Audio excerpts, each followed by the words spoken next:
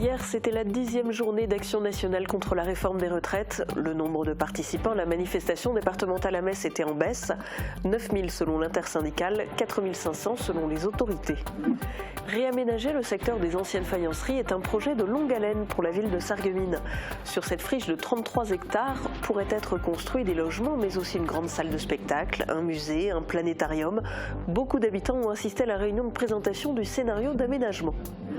Jour J pour le magasin Norma de Groß-Bliedersdorf qui ouvre aujourd'hui dans ses nouveaux locaux, toujours sur l'avenue Marchande. 7 mois de travaux auront été nécessaires. Avec ses 1300 mètres carrés, il est désormais le plus grand magasin Norma de France. Quelques 1500 références sont proposées aux clients. À Sarreguemines, le théâtre du Jeudi est en pleine répétition avant la première représentation de sa nouvelle pièce, Sortie de tableau. La particularité de cette comédie, c'est que l'écriture s'est faite collectivement. Édition gourmande pour Mireille de Plate en 2023. Le festival sarregueminois dédié au Francique s'étale désormais sur toute l'année. Les artistes et les partenaires de la ville de Sarreguemines s'inscrivent dans une programmation axée sur l'art culinaire. Bienvenue sur Mosaïque Cristal. Comme chaque mercredi, Morane fera la part belle à la culture. Tu te penches sur quel thème aujourd'hui ? Aujourd'hui, Julien, on va s'intéresser au site verrier de Meisenthal. Qui est toujours aussi magnifique. Toujours. Et tu pourras nous en montrer, je suppose, de belles images. Évidemment. On verra ça tout à l'heure. Et puis on terminera l'émission avec des images d'un adorable bébé orang-outan. Ce sera pour vous montrer le travail mené par 2 éthologues au zoo d'Amnéville. On commence cette émission avec un retour sur la manifestation qui s'est déroulée hier à Metz. C'était le 10e jour de mobilisation contre la réforme des retraites. Le départ de la manifestation départementale a été donné place Mazel. Mais tout le monde n'a pas répondu à l'appel. Simple choix ou obligation. Aymeric Guillaume est allé à la rencontre de Messins qui ne vont pas manifester.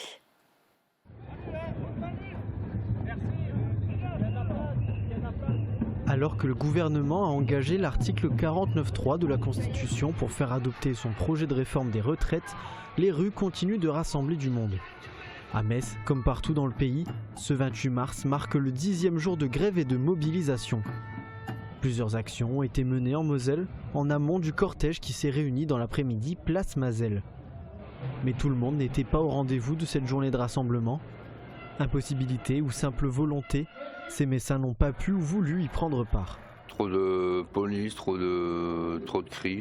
Je préfère regarder de loin ce qui se passe et puis voilà, quoi. Après je suis pas forcément contre eux, hein, pas de souci, quoi, mais je préfère ne pas aller devant tout le monde. Alors c'est plus une impossibilité vis-à-vis du travail que j'ai à effectuer, que c'est compliqué pour moi de mobiliser pour la réforme des retraites aujourd'hui. Oui, un samedi ou même un dimanche, j'y retournerai de nouveau. C'est juste que, c'est pas que je me sens pas concernée, mais pour l'instant je viens de commencer le travail et je veux pas commencer à me battre avec ce genre de problème, quoi. Et je me dis, si je commence déjà à me casser la tête avec des histoires pareilles, j'ai pas fini et je vais me rendre malade pour rien. Pour ce rassemblement, 9000 personnes ont manifesté selon l'intersyndicale.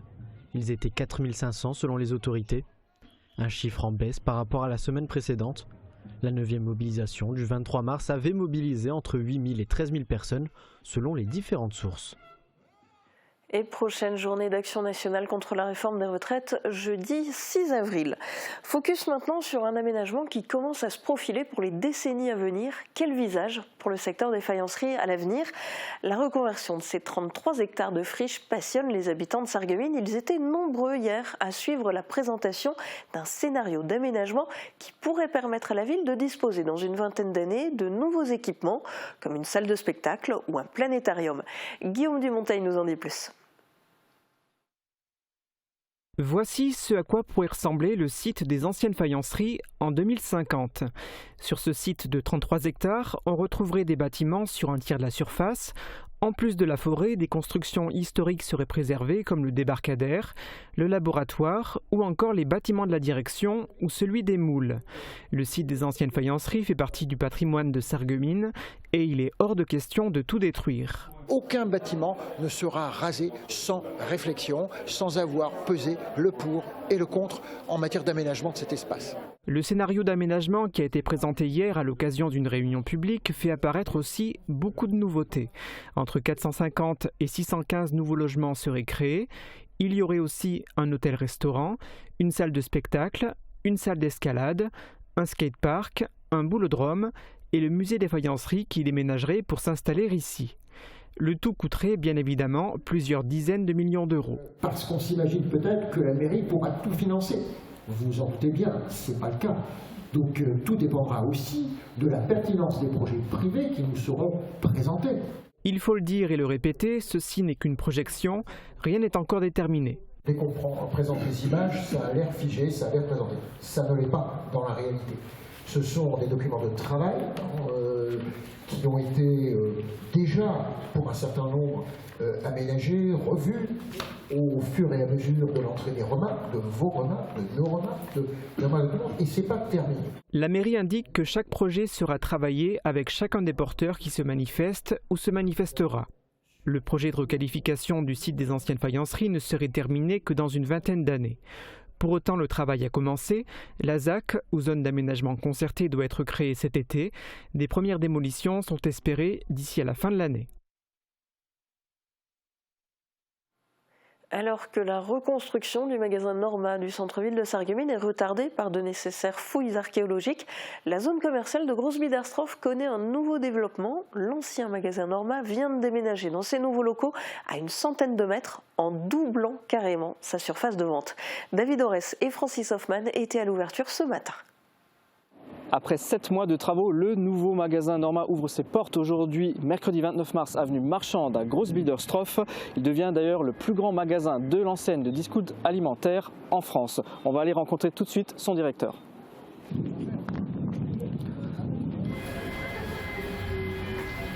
Bonjour monsieur. Bonjour. Bonjour Lapin.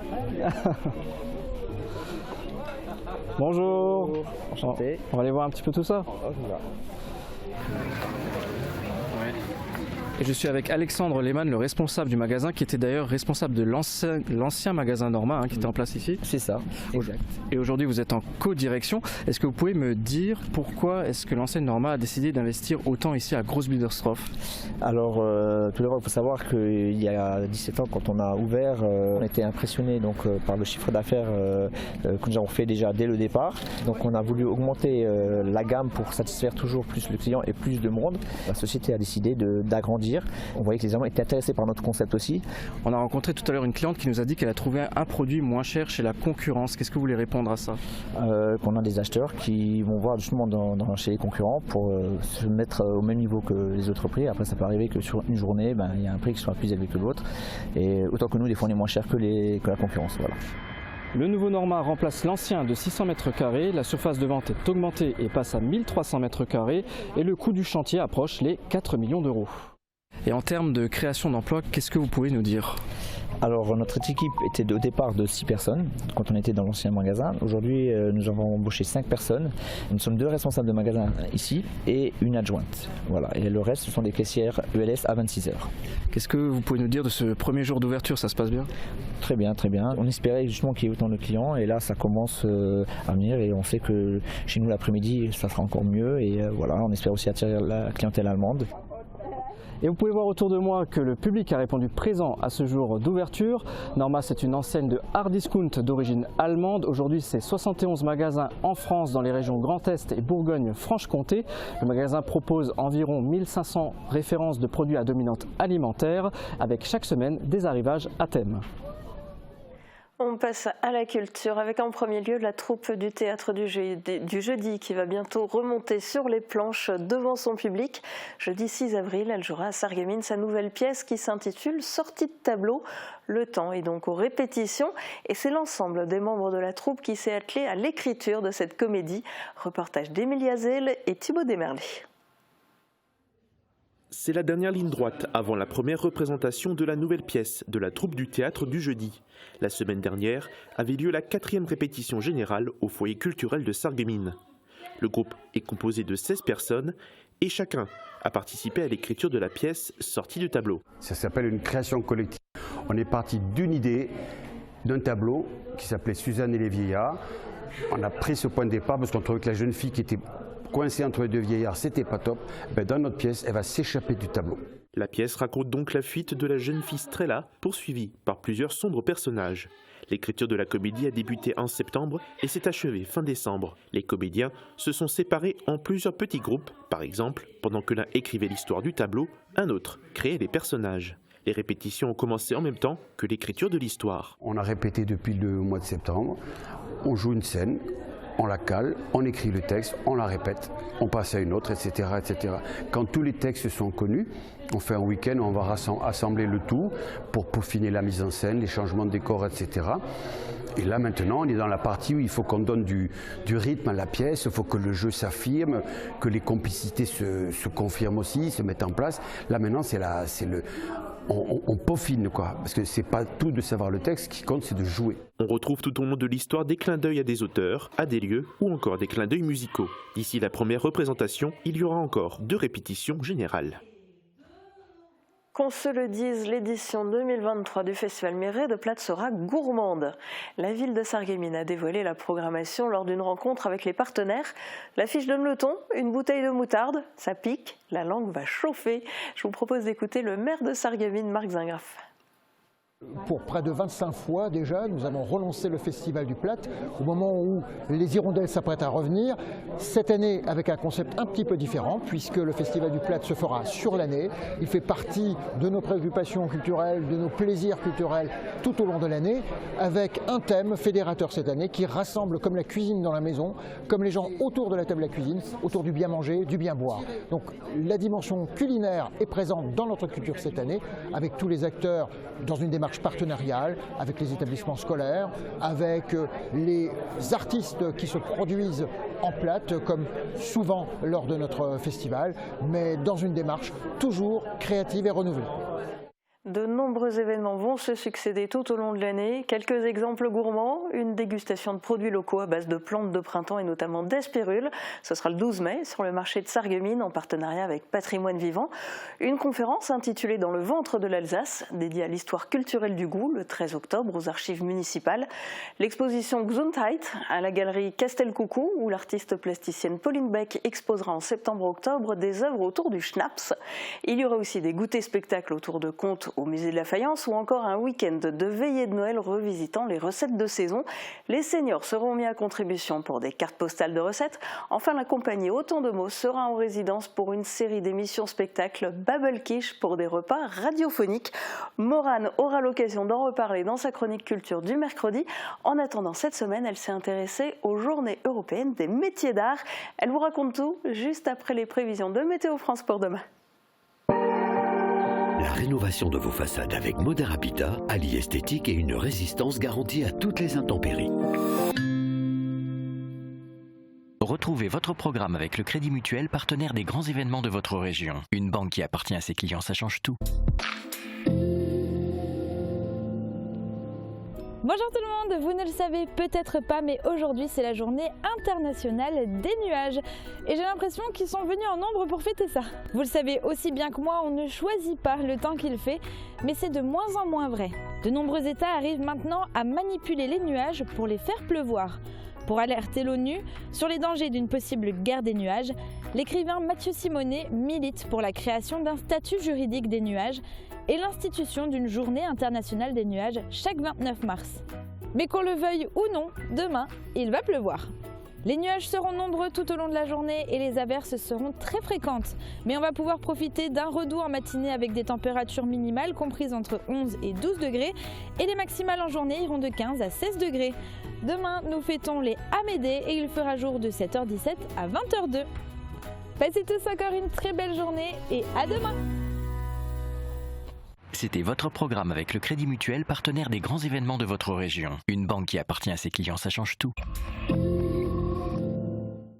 Envie de vacances au cœur de la nature? Au camping d'Aspelshit, venez séjourner dans les nouveaux cottages modernes et élégants imaginés par Our Corporate. Ressourcez-vous dans un cadre vivifiant, juste en face de l'étang. Chaque chalet possède une terrasse panoramique, un bain finlandais et un espace sauna et barbecue. Réservez votre séjour dès maintenant en appelant le 03 87 96 53 91.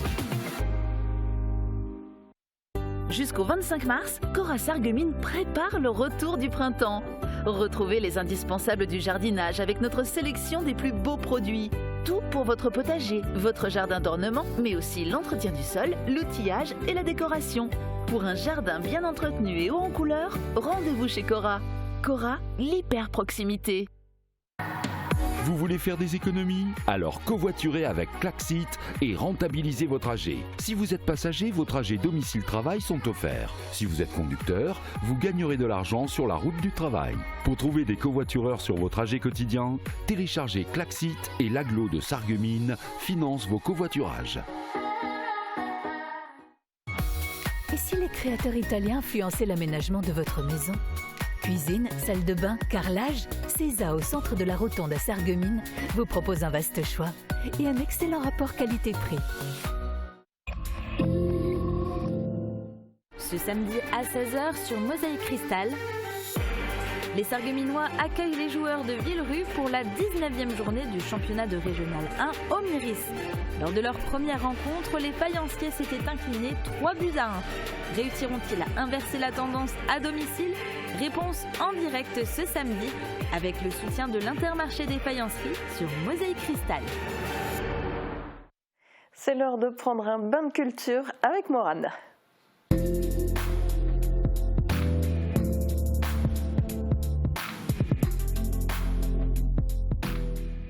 Et comme tous les mercredis, Morane, tu commences par nous dévoiler tes bons plans de sortie. C'est ça, sortez vos agendas.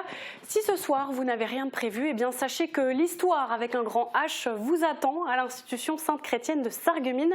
Les Nocturnes de l'Histoire vous proposent une visite guidée, plusieurs expositions et 2 conférences.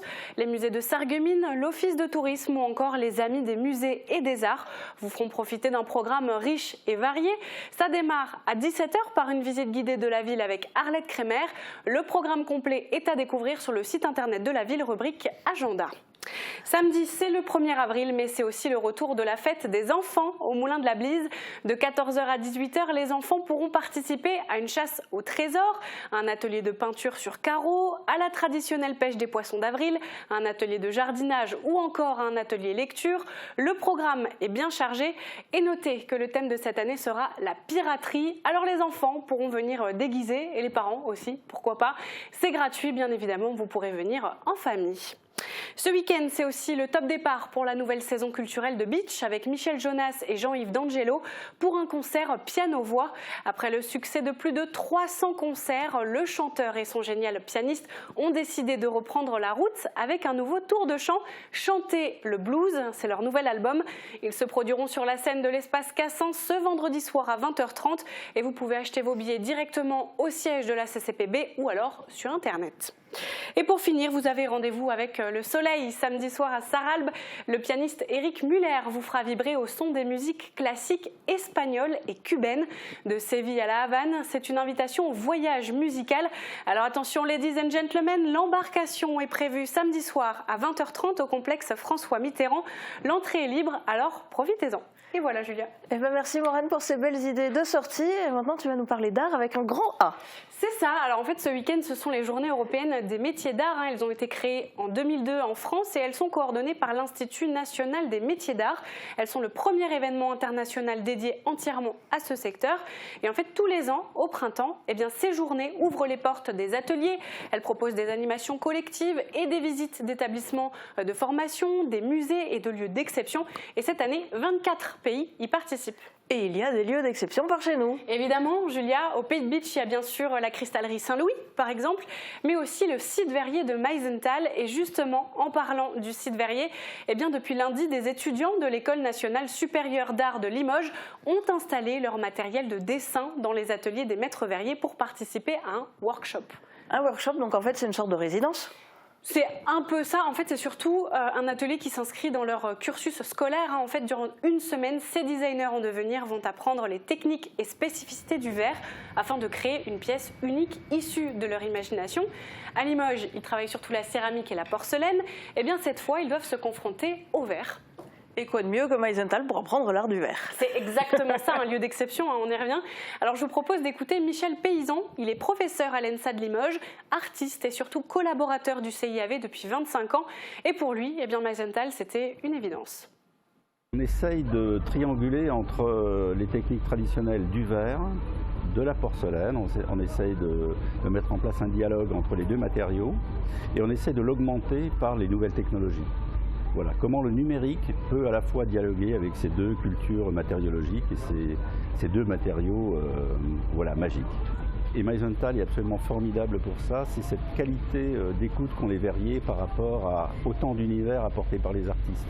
On est un peu à l'inverse d'une production industrielle, on est vraiment sur du sur-mesure et c'est très intéressant et très gratifiant de noter que cette écoute est vraiment formidable.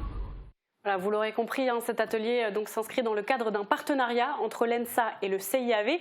Depuis 2016, les élèves défilent dans les ateliers de Meisenthal chaque année. Le but, c'est donc de découvrir de nouveaux savoir-faire pour les élèves, mais également de faire rayonner le savoir-faire de Meisenthal à l'échelle nationale, voire internationale, grâce au réseau qui se crée entre le lieu et les artistes. Par exemple, quand on pense à Limoges, on pense porcelaine. Aujourd'hui, quand on pensera au verre, on doit penser immédiatement à Meisenthal. Et pour David Suc, président de la CCPB, ce partenariat a toute sa place pour faire rayonner le savoir-faire du territoire. Écoutez. Parce que c'est la première mission du CIAV, celle de transmettre les savoirs, celle de permettre le questionnement aujourd'hui des artistes, des verriers, des designers par rapport à des savoir-faire multiséculaires. Parce que c'est la capacité aujourd'hui du CIAV de pouvoir organiser évidemment la formation dans le domaine de cette filière du verre, mais aussi au-delà. La porcelaine et le verre, ils ont cet élément en commun qu'est le feu. Et donc ce croisement de regards, ce croisement d'interrogations permet au CIAV à la fois d'étendre son réseau, permet à un moment donné aussi d'être connu et reconnu à l'international, et donc c'est essentiel. Et puis parce que lorsqu'on veut développer un territoire, lorsqu'on veut développer une filière, lorsqu'on veut évidemment capitaliser sur l'héritage que nous ont laissé les aïeux, c'est pas un musée qu'il faut ouvrir, c'est un laboratoire. Et Meisenthal est un laboratoire. Meisenthal est un laboratoire. Je trouve que ce terme il est vraiment beau parce qu'au-delà de l'aspect artistique, il y a vraiment tout un réseau qui se crée autour des connaissances, des compétences, des savoir-faire entre les artisans, les artistes, les résidents et les étudiants. Meisenthal, c'est pas juste les boules de Noël, même si évidemment c'est important, mais le site verrier c'est vraiment plus que ça. La CCPB veut d'ailleurs développer davantage cet aspect. Il n'y a pas que l'école de Limoges qui vient régulièrement, il y a d'autres étudiants qui reviennent aussi chaque année, notamment ceux du côté de Sarrebourg, pour ce type d'atelier et même du côté allemand. Alors tu dis que la CCPB veut développer ce pan-là, c'est-à-dire ? Par exemple, développer la capacité d'accueil des artistes, des résidents, des élèves, développer davantage la vente des produits artisanaux, mais aussi et surtout créer un véritable espace d'échange et de rencontre autour du savoir-faire du verre. Le président de la CCPB m'a également parlé de la moulothèque du CIAV qui à l'heure actuelle elle est pas assez valorisée. Donc c'est aussi sur ça qu'ils vont essayer de travailler et d'investir. Donc là je parlais des élèves de Limoges qui viennent au CIAV, mais peut-être qu'un jour, une école nationale supérieure d'art verrier verra le jour à Meisenthal. On ne sait pas, ce ne sont que des spéculations. En tout cas, ce serait vraiment cohérent au vu des compétences et des infrastructures du site.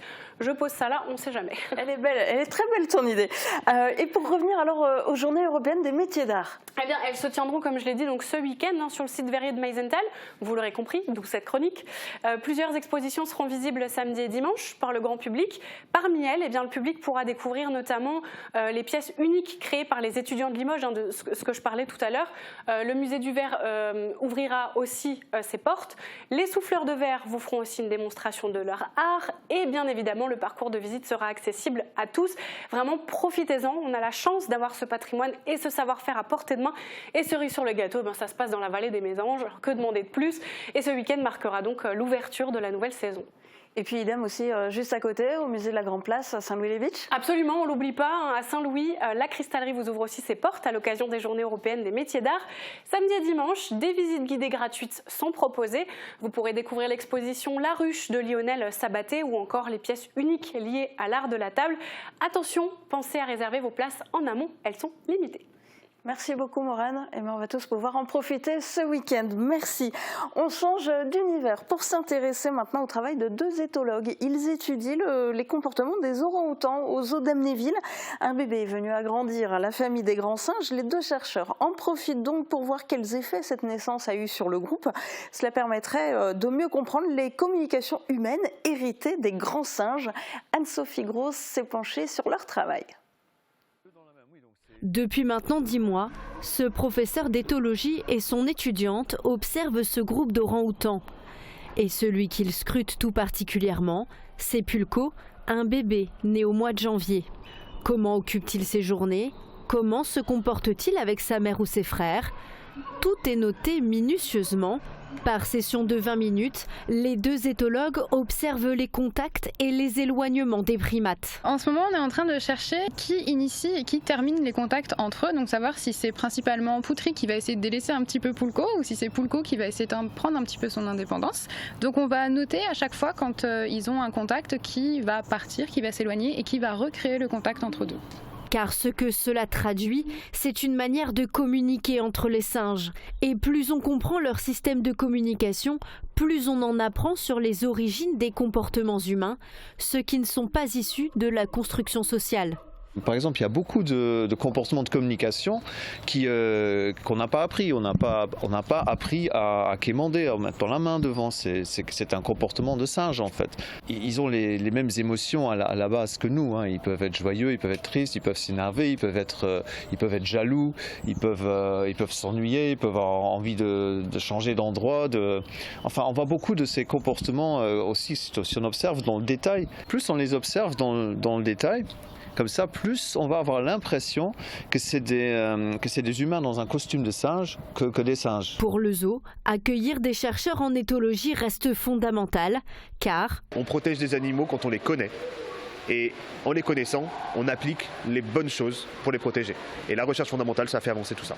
L'objectif des deux éthologues est bien évidemment de publier les résultats de leurs recherches et pourquoi pas faire avancer les sciences humaines.